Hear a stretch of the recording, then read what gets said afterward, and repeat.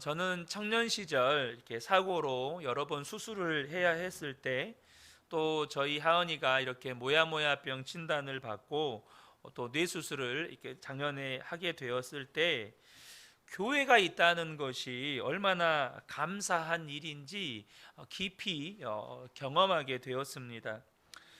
누군가 기도해 주는 사람들이 있다는 것, 그것이 얼마나 감사하고 또 힘이 되고 격려가 되는지, 실제적으로 내가 어려움에 처해 보면 교회가 이렇게 나에게 힘이 되고, 또 교회로 인해서 내가 보호받고, 또 교회로 인해서 내가 격려받는구나, 이것을 정말로 체감하게 됩니다. 여러분은 어떤 교회가 좋은 교회라고 생각하십니까? 좋은 설교자가 있는 교회, 여러분들도 당장 좋은 설교자 하면 떠오르는 몇몇 목사님들이 계시죠. 예배당이 크고 아주 예배당이 좋은 교회, 또 떠오르는 교회들이 있으시죠. 성도가 많고 또 그 성도들 중에서 유명하고 성공한 사람이 많은 교회, 성경 공부 프로그램과 신앙 훈련이 잘 갖추어진 교회. 물론 방금 제가 말씀드렸던 이러한 조건들이 교회 가운데 갖추어진다면 너무너무 좋겠죠. 그런데 오늘 본문의 말씀은 이 도피성이라고 하는 이 제도를 통해서 하나님은 어떤 교회가 좋은 교회고 하나님이 기뻐하시는 교회 공동체인지를 우리에게 말씀해 주고 있는 것입니다. 그것은 뭐냐 하면 살인자도 품어주는 도피성과 같은 교회라는 것입니다. 이 말은 용서하지 못할 사람이 없는 교회라는 뜻입니다. 사랑하지 못할 사람이 없고, 용납받지 못할 사람이 없고, 품지 못할 사람이 없고, 용서받지 못할 사람이 없는, 그 모든 죄가 정말로 죽어야만 하는 그 살인죄조차도 용서받는 그런 도피성과 같은 교회 공동체, 그것이 하나님이 기뻐하시는 교회고, 또한 그것이 좋은 교회라는 겁니다. 이스라엘 백성들이 가나안 땅을 정복하게 되었을 때에 하나님께서 이미 모세에게 말씀하셨던 한 가지 일을 여호수아에게 실천하라고 말씀하시는데, 그것이 도피성을 만드는 것입니다. 쉽게 말하면 도주에서 거주할 성, 도피에서 내 목숨을 보호받을 성, 이런 뜻입니다. 가나안 전역의 6곳에다가 도피성을 만드는데요, 이 도피성은 사람이 부지 중에 실수로 사람을 죽인 경우에 그 사람이 도망가서 피신할 수 있는 그런 성입니다. 그때 당시에는 사람을 죽인 사람은 그 죽은 사람의 가족이나 주변에 있는 사람이 그를 죽여도 되는 것이 법이었습니다. 눈은 눈으로, 이는 이로, 목숨은 목숨으로 보상해야 하는 것이 당시의 법이었어요. 그런데 하나님께서 실수로 부지 중에 사람을 죽인 경우에는 그를 품어주고 보호해주고 그가 합당한 재판도 받게 해주고 지켜주는 도피성을 만들라고 하셨습니다. 이 도피성을 만들게 하신 하나님의 뜻은, 하나님은 그저 이스라엘 백성들에게 가나안 땅을 주시는 것이 하나님의 뜻이 아니었습니다. 여러분 꼭 기억하셔야 돼요. 여러분에게 재물을 주는 게 하나님의 뜻이 아닙니다. 여러분이 사업을 성공을 해서 몇십억씩 이렇게 매출을 올리고 수익을 남기는 것이 하나님의 뜻이 아닙니다. 가나안 땅을 이스라엘 백성들에게 주시는 것 자체가 하나님의 뜻이 아니라는 거예요. 하나님이 정말로 원하시는 것은 이스라엘 백성들이 이 가나안 땅 안에서 하나님의 백성답게 사는 것이었어요.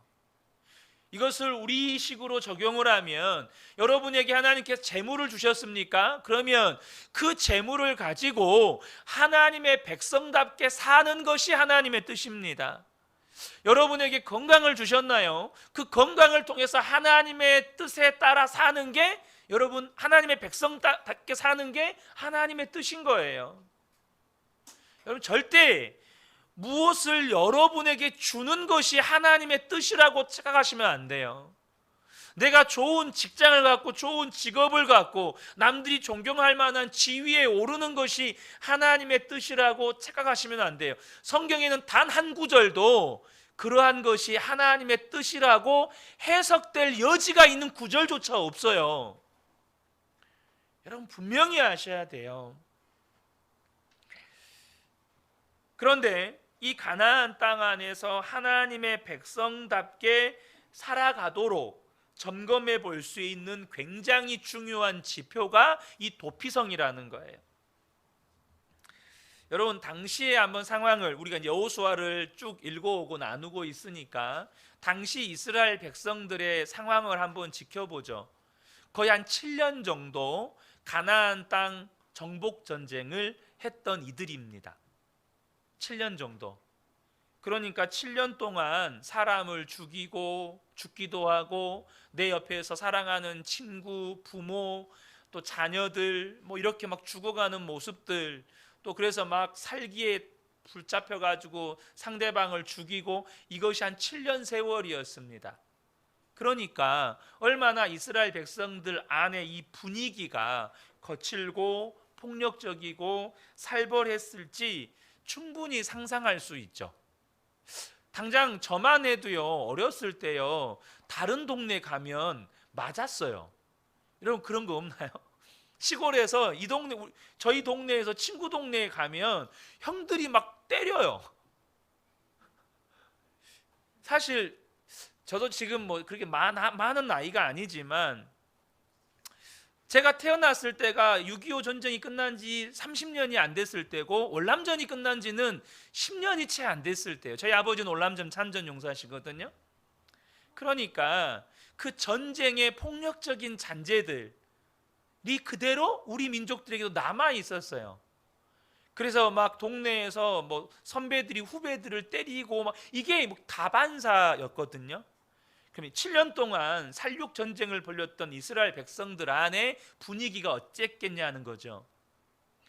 그런 상태에서 누군가가 내가 아는 사람을 죽였어요. 뭐 부지 중에 실수로 그랬다 하더라도 그러면 어떻게 됐을까요? 사람 한 사람 죽이는 건 이제는 무뎌져 버린 거예요. 내 친구를 죽여? 내 아버지를 죽여? 너도 죽어. 이런 분위기가 돼버린 거예요. 이스라엘 백성들 안에 분위기가. 그러니까 이게 뭐 고의든 실수든 누군가를 다치게 했거나 죽였다면 반드시 피해 보복을 행하는 그런 분위기 안에 지금 이스라엘 백성들이 처해 있는 거예요. 그때 하나님께서 자기 가족을 죽인 사람일지라도 부지 중에 실수로 그랬을 때는 그 사람을 죽이지 말고 보호하고 살려주라는 뜻이 이 도피성 제도입니다. 그냥 그 평상시에 부지 중에 살인했을 때도 살려줘야 되지만 지금 이스라엘 백성들은 지금 살벌한 분위기라는 거예요.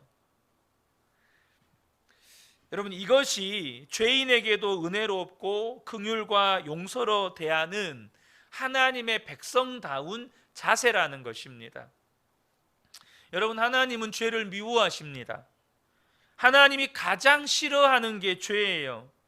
하나님은 죄를 절대 용납하지 않으십니다. 그래서 죄는 반드시 대가를 치르게 되어 있어요. 그럼에도 불구하고요, 하나님은 죄인에 대해서는 긍휼히 여기십니다. 죄인을 용서하시고 끝까지 그 죄인을 살리려고 하신다는 거예요. 하나님은 어떻게 해서든지 죄인을 죽이려고 하시는 하나님이 아니고 죄인을 살리려고 하시는 하나님이세요. 당장 사울왕을 보세요. 사울왕이 얼만큼 하나님께서 계속해서 기다려주시고 기다려주세요. 근데도 사울왕이 돌이키지를 않았어요. 가룟 유다에게도 예수님은 기회를 주셨어요. 몇 차례나 기회를 주셨어요. 그런데도 그가 돌이키지 않았기 때문에 망한 거예요. 중요한 것은 하나님이 죄는 정말로 미워하시지만 그 죄를 지은 죄인은 어떻게든 긍휼히 여기셔서 살리시려는 하나님이시라는 겁니다. 그 증거가 지금 본문의 이스라엘 백성들이에요. 이 이스라엘 백성들은 정말로 말할 수 없는 하나님의 은혜로 택함 받고 구원 받았지만 끊임없이 하나님 앞에 범죄한 백성입니다. 그런데요, 심지어 하나님께서 모세한테 이 백성들 다 죽이겠다고 말씀도 하셨어요. 근데 그때도 하나님의 본심은 그게 아니었죠. 모세가 하나님의 마음을 알기에 하나님 앞에 엎드려서 간구할 때 또 하나님은 이스라엘 백성들에게 기회를 주시고 또 용서하시고 기다리시면서 그들을 품으셨습니다. 그래서 이스라엘 백성이 된 거예요. 여러분, 이스라엘 백성이 이스라엘 백성 된 것은 전적인 하나님의 작품입니다. 우리가 이스라엘 백성들을 선민이라고 할 때 그 선민에 대한 우리의 생각은 여러 민족 중에 한 민족을 선택했다, 이런 생각을 합니다. 여러분, 선민은 그런 뜻이 아니에요. 선민은 무슨 뜻인지 아십니까? 없는 민족을 창조했다, 이런 뜻이에요. 여러분, 아브라함이 어떤 사람이었습니까? 갈대아 우르에서 우상 숭배하던 사람이었습니다.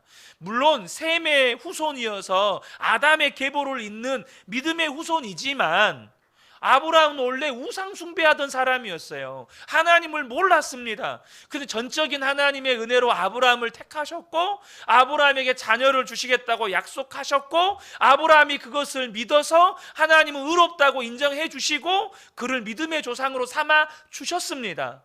그리고 이삭이 나왔고 야곱이 나왔고 12지파가 나왔고 이스라엘 민족이 되었어요. 여러 민족 중에 선택받은 민족입니까? 아니에요. 하나님이 다 죄로 말미암아 죽어야 되는데 하나님의 은혜로 아브라함 한 사람을 택하셔서 믿음의 조상으로 만드신 거예요. 이스라엘 백성이 이스라엘 백성 된 것은 전적인 하나님의 은혜의 작품이라는 거예요. 그래서 하나님께서 내가 너희를 그렇게 은혜로 돕고 용서하고 끊임없이 사랑하고 그렇게 했으니 너희도 이제 그리하라는 거예요.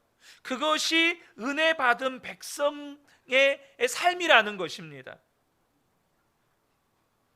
이스라엘 백성들이 가나안 정복 전쟁을 치르고 사람 죽이는 일이 일상이 되어버리는 그런 상황에서 너희들은 은혜 받은 백성으로서 하나님의 사랑받은 백성답게 살라고 이 도피성이라고 하는 제도를 만드신 거예요. 그게 이들이 하나님의 백성인지 아닌지를 구분해주는 중요한 구분점이기 때문이에요. 여러분, 교회 공동체가 교회 공동체임을 드러내는 중요한 구분점이 뭔지 아십니까? 그 교회가 도피성과 같은 공동체가 되었느냐는 거예요. 그 교회는 정말로 용서 못할 사람이 없고 사랑하지 못할 사람이 없고 품지 못할 사람이 없고 그렇게 용서하며 사랑만 하는 공동체이냐, 이것으로 말미암아 그 교회가 진정한 교회 공동체인지 아닌지를 구분한다는 거예요. 주님이 예수님께서 제자들에게 말씀하셨어요. 너희가 서로 사랑하면 이로써 모든 사람이 너희가 내 제자인 줄 알리라. 교회가 교회임을 증명하는 것은 열심히 하나님을 예배함으로 증명하는 게 아닙니다. 여러분, 명확하게 하셔야 돼요. 뜨겁게 기도함으로 교회 공동체임을 증명하는 게 아니에요. 하나님의 백성이 하나님의 백성임을 증명하는 건 그 교회 가운데 도피성이 있어야 된다는 거예요. 그 교회가 도피성과 같은 공동체로 우뚝 서야 된다는 거예요. 그래야 세상 사람들은 아, 저들은 진짜 예수 믿는 공동체구나 라는 걸 알게 된다는 거예요. 교회가 시끄럽게 기도하잖아요. 교회가 시끄럽게 예배만 하잖아요. 세상 사람들이 뭐라 그러죠? 교회는 맨날 시끄러워. 교회가 뜨겁게 예배하면 예배할수록, 교회가 뜨겁게 기도하면 기도할수록 그것만 하잖아요. 그럼 세상은 교회를 향해서 교회는 시끄럽기만 하다고, 교회는 뜨겁게 사랑해야 세상 가운데 교회임을 나타내는 겁니다. 도피성은 예수 그리스도의 십자가 은혜를 예표하는 거예요. 예수님이 우리의 도피성이시죠. 우리는 다 하나님 앞에 말할 수 없는 죄인이고 죽을 수밖에 없는 죄인이고 영원히 지옥 형벌을 받을 수밖에 없는 죄인이었습니다. 그런데 예수님께서 우리 죄를 위해서 십자가에서 죽으셨고 우리가 용서받았고 살 길을 얻었고 구원받은 거예요. 이 도피성에 도망갔던 살인자들은 당시에 종신직이었던 대제사장이 죽는 경우에 성에서 노임을 받고 자기의 집으로 돌아갈 수 있는 규정이 있었습니다. 그러니까 대제사장이 죽으면 이제 그 모든 살인죄에서 완전히 노임을 받는 거예요. 예수님이 우리의 대제사장이십니다. 마치 도피성의 살인범이 대제사장이 죽은 후에 자유를 얻어 집으로 돌아가는 것처럼 우리의 대제사장이신 예수님께서 십자가에서 죽으심으로 말미암아 우리가 죄에서 자유를 얻고 구원을 얻고 생명을 얻게 된 거예요. 이 도피성 제도는 지금 저와 여러분이 누리고 있는 이 십자가의 은혜인 거예요. 조금 끔찍한 말이긴 하지만 우리 성도님들 중에 고의든 실수든 사람 죽여본 분 계십니까? 근데요, 아마 없으실 거예요. 근데요, 성경을 가만히 읽어보면 단순히 육체의 생명을 죽이는 것만이 살인이 아니에요. 요한일서 3장 15절에 성경은 분명하게 이야기합니다. 그 형제를 미워하는 자마다 살인하는 자니 살인하는 자마다 영생이 그 속에 거하지 아니하는 것을 너희가 아는 바라. 자, 이 말씀을 그대로 3단 논법으로 연결해 볼게요. 형제를 미워하는 자는 살인자, 살인자는 영생이 있지 않다. 그러면 형제를 미워하는 자는 뭐예요? 영생이 있지 않다. 사람들 미워해 보셨죠? 우리가 살아가면서 시시때때로 미워하는 사람들이 생깁니다. 심지어 가족들 중에도 있어요. 그게 얼마나 무서운 죄인지를 아셔야 합니다. 우리가 어떤 사람을 미워하고 그 사람을 판단하는 것을 하나님은 무서운 죄로 여기신다는 것을 아셔야 돼요. 마태복음 5장 22절에 예수님께서 이렇게 말씀하셨습니다. 형제에게 노하는 자마다 심판을 받게 되고 형제를 대하여 라가라 하는 자는 공회에 잡혀가게 되고 미련한 놈이라고 하는 자는 지옥불에 들어가게 되리라. 무슨 말이에요? 형제에게 욕하고 형제를 비난하는 사람들은 지옥불에 들어가게 된다는 거예요. 뭘 말씀하는 겁니까? 우리는 한 사람도 외에 없이 다 지옥 자식이었다는 겁니다. 우리는 누군가를 미워하며 살았었잖아요. 우리는 누군가를 향해서 비난하며 살았었잖아요. 누군가를 향해서 욕하면서 살았었잖아요. 그 말이 뭘 말하는 거예요? 다 우리는 지옥 자식이었다는 거예요. 그러므로 여러분, 도피성 이야기가 정말로 육신의 생명을 빼앗아간 자들만의 이야기입니까? 그렇지 않아요. 우리의 이야기라는 거예요. 무슨 말입니까? 우리에게 도피성이 필요하다는 겁니다. 우리에게 도피성이신 예수 그리스도가 늘 필요하다는 거예요. 또한 예수 그리스도가 머리이신 교회 공동체는 언제나 도피성과 같은 공동체가 되어야 한다는 것입니다. 우리가 누군가를 비판하게 된다면 다 이유가 있죠. 다 이유가 있습니다. 우리가 어떤 사람을 괜히 미워합니까? 괜히 비판합니까? 미워할 만하니까, 미운 짓 하니까, 잘못하니까 그 사람을 비판하는 거죠. 근데 여러분, 분명하게 아셔야 될 건 뭐냐면 우리가 어떤 사람을 비판하고 미워했다면 우리도 그 심판을 그대로 받게 된다는 거예요. 마태복음 7장 2절에 너희가 비판하는 그 비판으로 너희가 비판을 받을 것이요 너희가 헤아리는 그 헤아림으로 너희가 헤아림을 받을 것이라. 여러분, 저와 여러분이 만약에 이 상태로 하나님 앞에 서게 된다면 어떨 것 같습니까? 아마 너무나도 많은 성도들이 아마 깜짝 놀라서, 깜짝 놀라는 정도가 아니라 너무너무 기겁을 하며 비명을 지를 겁니다. 왜요? 내가 살아오면서 했던 모든 비판, 내가 살아오면서 남을 향해서 했던 모든 욕설들, 내가 살아오면서 했던 남을 향한 모든 정죄들, 그 말 고스란히 하나님이 그대로 나에게 그것으로 우리를 심판하시기 때문이에요. 우리의 비판의 말들과 정죄의 말들과 누군가를 향해서 욕했던, 누군가를 향해서 악한 마음을 품었던 그 모든 것들이 쌓이고 쌓이고 쌓여서 한 번에 우리에게 심판으로 떨어지는 거예요. 우리가 얼마나 많은 사람들에 대해서 비난하고 비판하고 그를 정죄했는지 그 말이 우리를 심판한다고 말씀하셔요. 그러면 하나님 앞에 가서 저와 여러분이 변명조차 할 수 없는 거예요. 우리가 그러죠. 그 사람은 사람도 아니라고, 그런 사람은 세상에 도움도 안 된다고, 차라리 하나님이 얼른 데려가시는 게 좋겠다고, 그런 사람은 나 절대 용서 못한다고. 여러분, 나 절대 용서 못한다고 했잖아요. 하나님이 나 너 절대 용서 못한다 이렇게 하면 어쩌실라 그래요? 끔찍하지 않습니까? 내가 했던 모든 말들로 저와 여러분이 하나님 앞에서 심판받는다는 것을 기억하셔야 돼요. 프랑스의 위대한 문호라고 하는 빅토르 위고의 마지막 장편 소설 93이라는 장편 소설이 있습니다. 프랑스 대혁명 당시 때 이야기를 쓴 건데요. 어느 큰 배가 대포를 실어 나르는데 풍랑을 만나게 되었습니다. 그 풍랑 중에 대포를 엮어놓은 쇠사슬이 끊어져 버렸어요. 그래서 배 안에서 큰 대포가 이리저리 흔들리면서 수많은 사람을 다치게 하는 것입니다. 선원들이 그 풍랑 중에 엄청난 대포들을 고정시키려고 정말로 죽을 힘을 다하는 장면이 그 소설 속에 나옵니다. 근데 그 소설이 던져주는 그 이야기의 의미는 아주 간단합니다. 뭐냐면 우리의 적은 외부에만 오는 것이 아니고 내부에도 우리의 적이 있다는 거예요. 내부의 적이 오히려 더 무섭다는 거예요. 여러분, 전쟁 치르러 가기 위해서 대포를 가지고 갔는데 그 대포가 배에 있는 사람들 다 살상하는 거예요. 마찬가지로 우리 안에 있는 가장 무서운 적이 뭘까요? 그것은 미움이라는 겁니다.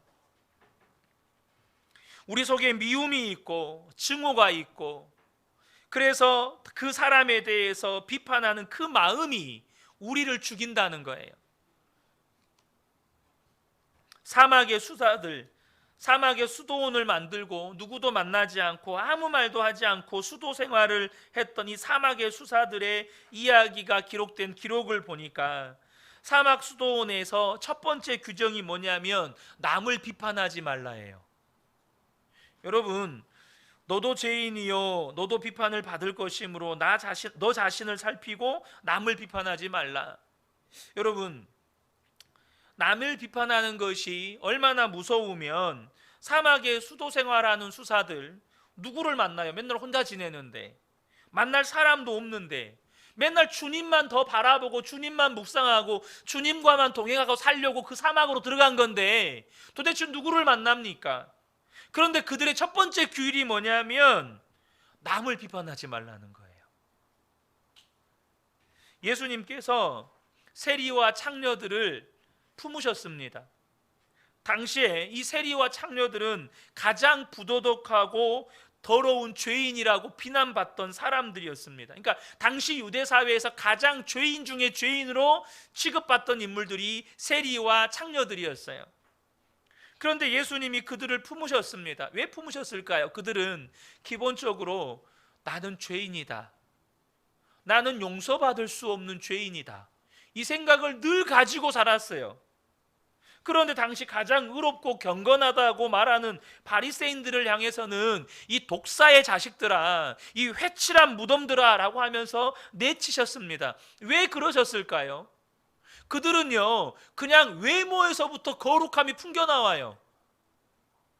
외모에서부터 깨끗한 옷으로 이 제사장의 옷을 입으면서 또 바리새인 특유의 복장을 입으면서 외모에서부터 그들은 거룩함이 풍겨나옵니다. 아, 거룩한 사람들이라고 하는 사람들은 저런 사람들을 말할 거야. 그런데 바리새인들, 이 제사장들은 자기들은 경건하고 의롭다고 하면서 당시의 죄인들이라고 여기는 세리나 창녀들을 얼마나 무자비하게 물어뜯고 짓밟고 뭉갰는지 짐승 취급을 했습니다. 그것이 우리 주님이 보실 땐 더 큰 죄라는 거예요. 예수님이 말씀하신 비판이 우리가 살아가는 실생활에서 쉽게 접할 수 있는 것은 뭐냐면 인터넷 댓글들이에요. 우리 인터넷을 많이 사용하는 우리 미래 세대들 댓글들 잘 쓰셔야 돼요. 여러분들의 댓글 문화 바뀌어야 돼요. 여러분들이 바꾸셔야 돼요. 정말 꼴보기 싫은 친구가 있으면 밑에 다 적어주세요. 사랑하고 축복합니다.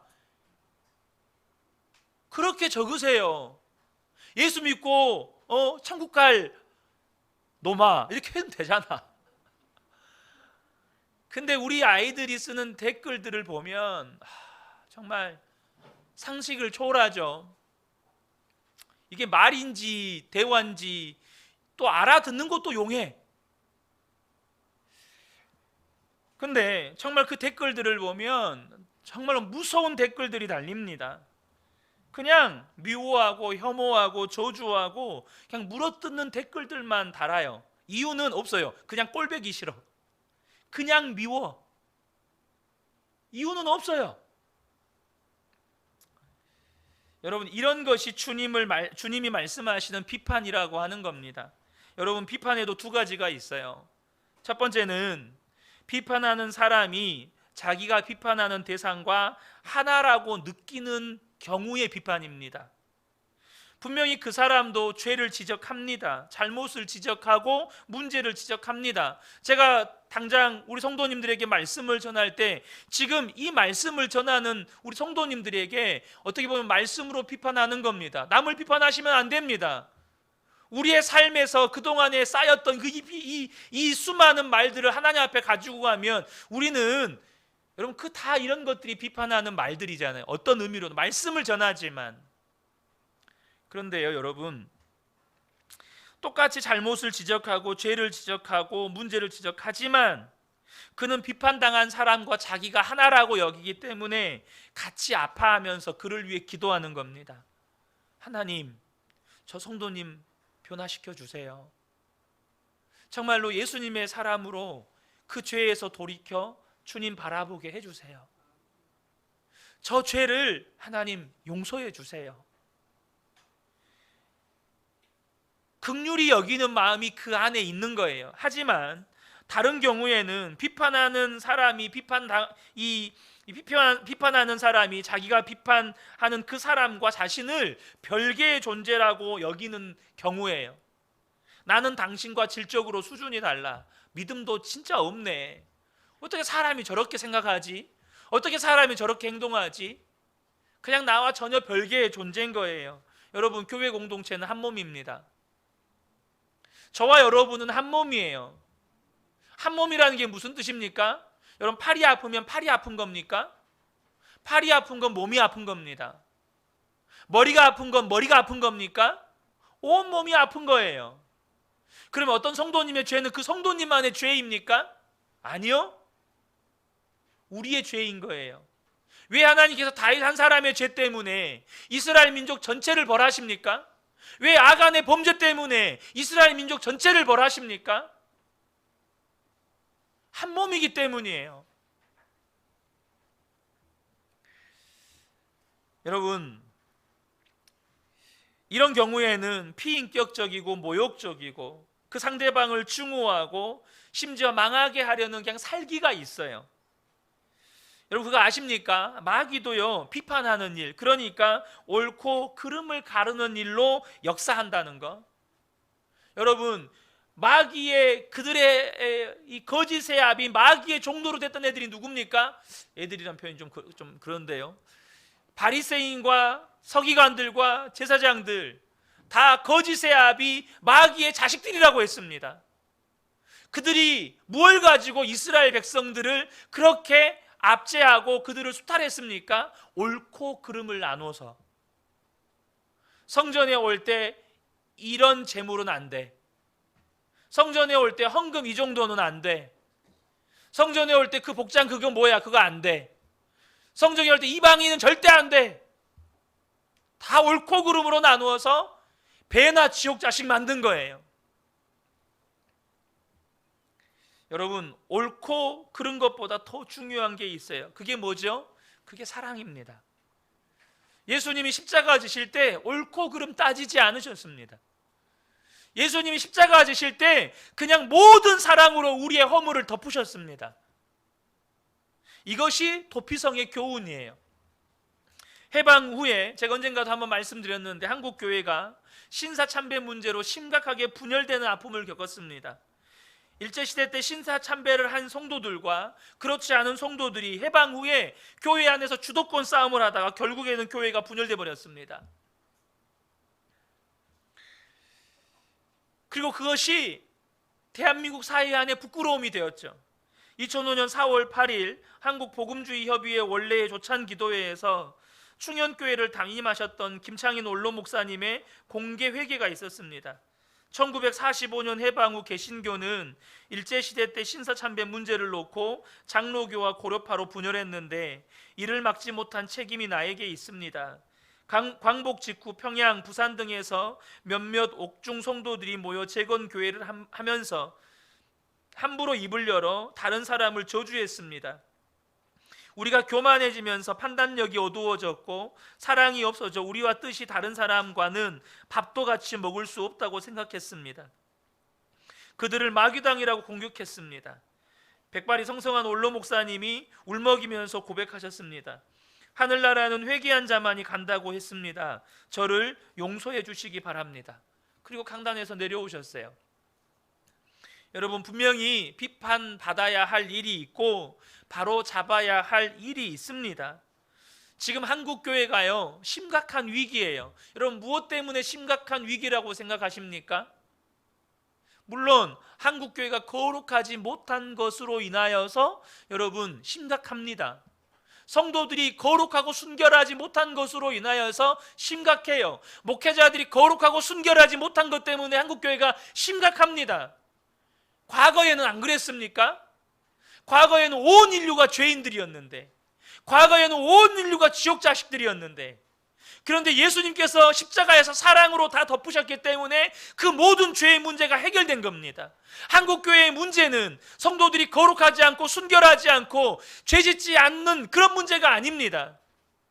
죄를 짓는데, 거룩하고 순결하지 않는데 그것을 사랑으로 덮지 못하고 교회 안에서, 요즘에 유명한 말이 있죠. 내부 총질이라는 말. 교회 안에서 그렇게 옳고 그름을 나누면서 심지어 교회 안에다가 장벽 세워놓고 따로따로 예배드리고 재판 법정까지 가서 재산분할 싸움하고, 이것이 한국교회의 위기인 거예요.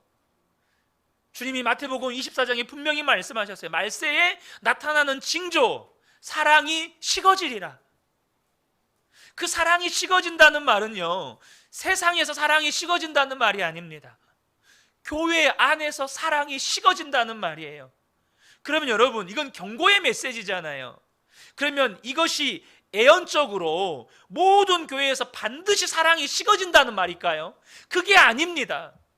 사랑이 식어져가는 이 말세의 징조들이 나타날 때 너희들은 사랑이 식어지지 않도록 정말로 십자가 복음 붙잡고 너희들 안에 있는 모든 허물, 도피성과 같이 모든 성도들이 그 안에서 회개하고 그 안에서 자유하고 그 안에서 죄사함을 받고 그 안에서 온전히 회복됨을 누릴 수 있도록 사랑으로 온전하게 하나 되는 공동체를 이루어가라. 그 말씀인 거예요. 여러분, 우리가 정말로 하나님의 백성이 맞다면, 우리가 정말로 교회 공동체가 맞다면 우리 교회의 공동체는 은혜로워야 합니다. 은혜의 공동체가 돼야 돼요. 왜죠? 우리가 그런 은혜를 받았기 때문입니다. 우리가 그 은혜로 구원받았고 사랑은 안 거예요. 그래서 성도들이 모인 교회는 당연히 도피성이 되어야 하는 겁니다. 하나님께서 교회를 왜 세우셨습니까? 여러분, 하나님의 교회를 왜 세우셨을까요? 하나님의 영광을 위해서요. 우리는 한국 사람들은요 너무 교육이 잘 돼 있어가지고요 정답을 너무 잘 알아요. 그래서 사실 교회에서 질문하면 예수님, 하나님, 성령님 내지는 하나님의 영광을 위하여 대충 이렇게 대답하면 절반은 맞아요. 근데 여러분, 하나님의 영광이 뭡니까? 하나님의 영광은 지옥 갈 수밖에 없는 죄인을 구원하셔서 하나님의 자녀 삼으신 것이 하나님의 하나님 되심을 드러내는 하나님의 영광이에요. 그래서 교회가 하나님의 영광을 드러내는 건 죄인을 구원하는 공동체이기 때문에 하나님의 영광을 드러내는 거예요. 거듭 말씀드리지만 우리가 뜨겁게 찬양하고 뜨겁게 기도함으로 하나님의 영광을 드러내는 게 아닙니다. 죄인을 구원하는 공동체이기 때문에 하나님의 영광을 드러내는 거예요. 죽을 수밖에 없는 죄인, 멸망받을 수밖에 없는 죄인, 지옥 갈 수밖에 없는 죄인, 도저히 용서받을 수 없는 그 죄인을 구원하려고 하나님이 교회를 세우신 거예요. 가나안 땅, 하나님이 구원해 주신 이스라엘 백성들이 다른 나라 백성들과 다른 이유는 도피성이 있기 때문이에요. 다른 나라에는 도피성이 없어요. 이 가나안 땅 안에만 도피성이 있어요. 여러분, 지금 이 시대의 도피성은 교회예요. 예수님께서 말씀하셨습니다. 요한복음 13장 34절 35절 새 계명을 너희에게 주노니 서로 사랑하라. 내가 너희를 사랑한 것 같이 너희도 서로 사랑하라. 너희가 서로 사랑하면 이로써 모든 사람이 너희가 내 제자인 줄 알리라. 여러분, 우리가 어떻게 주님이 사랑하신 것처럼 이제는 사랑하며 살 수 있을까요? 여러분, 분명하게 하셔야 합니다. 저와 여러분이 아직 사랑하지 못하는 사람이 있고, 아직 용서하지 못하는 사람이 있고, 아직 미워하는 사람이 있다면 이제는 진짜로 주님을 바라보는 믿음의 눈을 뜰 때라는 사실을 기억하셔야 합니다. 정말로 주님을 바라보는 믿음의 눈을 떠야 할 때예요. 예수님 나와 함께 계시고 내 생명이 되신 것을 진짜로 알고 정말로 믿어질 때 비로소 예수님이 나를 통해서 사랑을 흘려보내시고 그렇게 모인 성도들의 교회가 진짜 교회가 되는 거예요. 제가 십자가 복음을 깨닫기 전에 굉장히 생각도 경직되고 마음도 굉장히 경직된 사람이었습니다. 저 나름대로 좋은 목사가 되려고 했고 정말 열심히 사역도 했습니다. 그런데 여러분, 마음이 경직됐다는 뜻이 뭘까요? 마음이 경직됐다는 가장 대표적인 여러분 그 증거가 뭐냐면 옳고 그름을 너무나도 주장한다는 거예요. 옳고 그름을 잘 나눈다는 거예요. 그름에 대해서 용납이 안 되는 거예요. 그름에 대해서 그 옳고 그름의 기준이 뭐냐면 내 생각이에요. 내 생각. 내 생각에 옳고 그름을 나누어서 이 그름에 대해서 결코 용납함이 없다는 거예요. 우리 임수택 선교사님이 선교 보고 하실 때 이야기하셨지만 우리 임수택 선교사님 저랑 이렇게 3년간 같이 사역하셨거든요. 저랑 사역하셨을 때 정말 힘드셨을 거예요. 그래서 제가 우리 임 선교사님한테 따로 만나서 제가 사과도 했어요. 예전에 한번 그 뵀을 때 사과도 했어요. 근데 그때 제가요, 저는 우리 선교사님하고 사역을 할 때 선교사님과의 관계에서 사랑하는 데 마음을 쏟는 게 아니고 옳고 그름을 나누고 모르는 것은 가르치고 또 주어진 사역을 어떻게든 해내는 데 열심을 쏟았어요. 그러다 보니까 너무너무 힘든 거예요. 선교사님도 힘드셨을 거고 저도 힘든 거죠. 늘 옳고 그름만 따지니까 그런 게 너무 많은 거예요.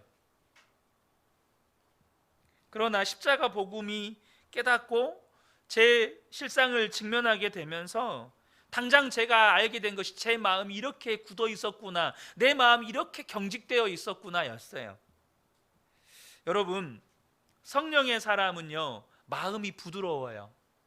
마음이 부드럽다는 건 무슨 뜻이죠? 유연하다는 겁니다.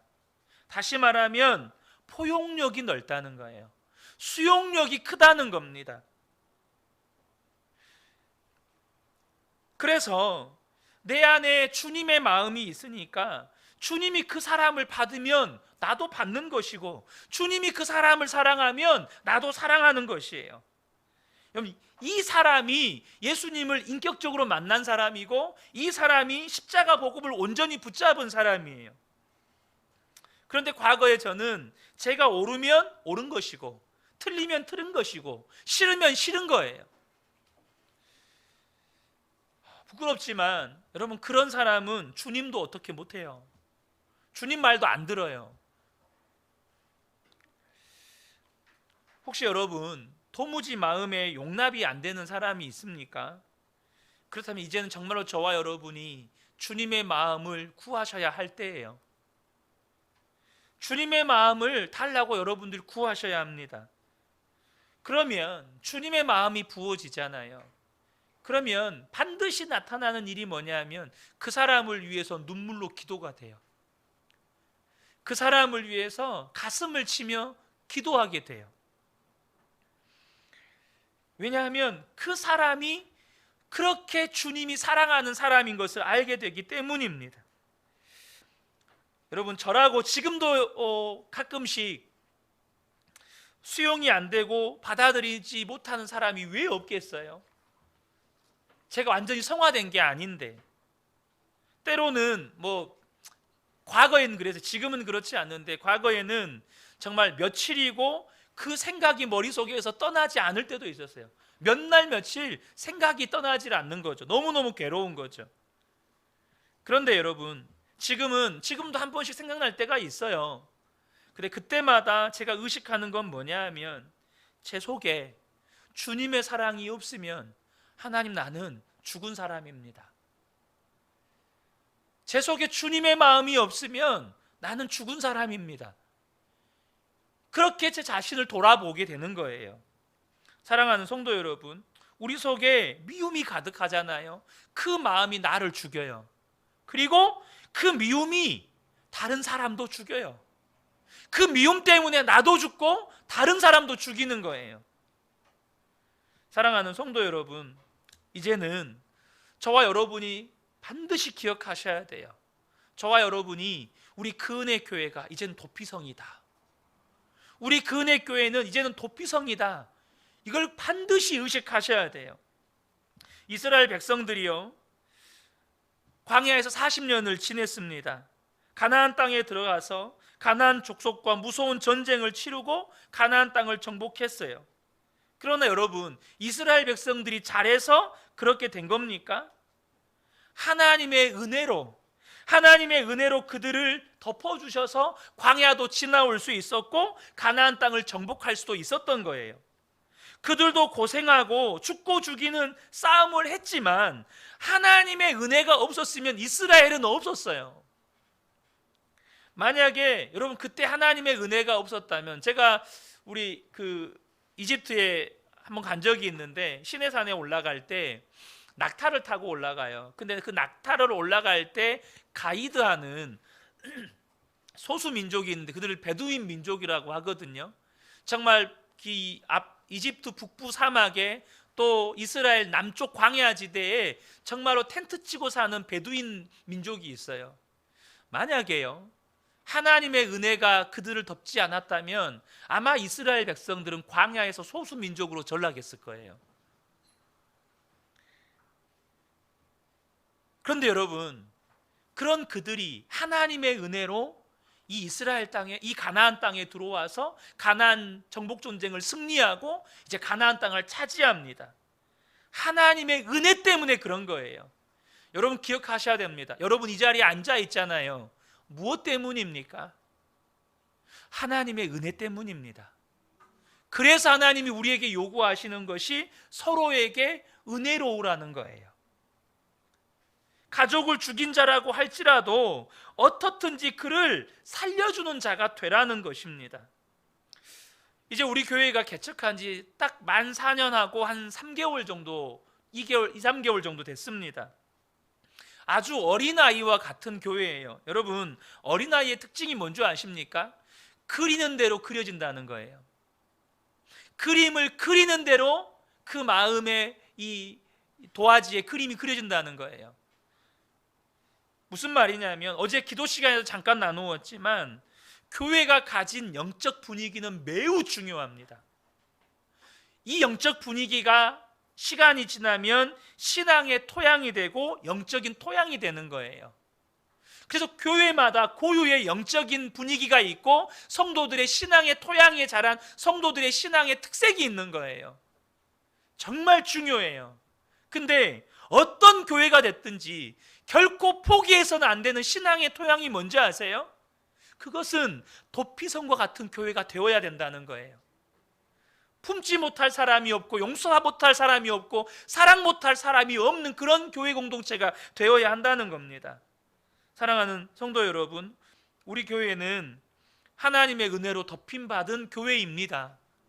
또 앞으로도 계속해서 은혜로 덮임받은 교회가 되어야 돼요. 그러므로 저와 여러분이 이제는 기억하셔야 됩니다. 이 말씀은요, 여러분 가정에서도 그대로 적용되셔야 돼요. 여러분, 교회만 그렇습니까? 용서받지 못할 사람이 없는 교회, 사랑하지 못할 사람이 없는 교회, 품지 못할 사람이 없는 교회. 그럼 가정은요, 여러분 자녀가 어떤 죄가 있더라도 품어지는 가정이어야 합니다. 용서받는 가정이어야 돼요. 용납받는 가정이어야 합니다.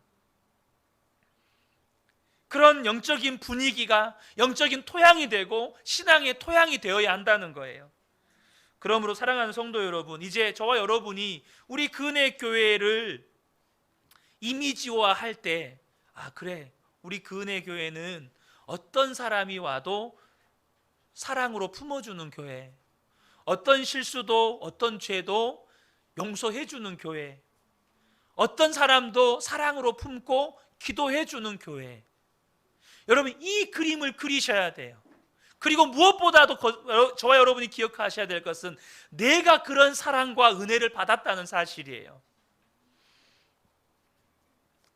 그래서 여러분, 만약에 주변에서 예수를 믿지 않는 사람들이 우리 교회의 소문을 들었을 때 어떻게 소문이 나야 될까요? 저 교회에 가면 언제든지 도움받을 수 있어. 저 교회 가면 언제든지 살 수 있어. 여러분, 이런 교회가 되어야 하는 겁니다. 저는 우리 그은혜교회 모든 성도님들이 하나님께서 그런 도피성과 같은 교회로 세워가시는 일에 부르심을 받았다는 것을 분명하게 믿으셨으면 좋겠습니다. 그리고 그 믿음 위에서 우리 성도님 한 분 한 분들이 정말 하나님께서 기뻐하시는 그런 교회로 세움 받는데 우리 성도님도 쓰임 받으시기를 예수님의 이름으로 축복합니다. 아멘.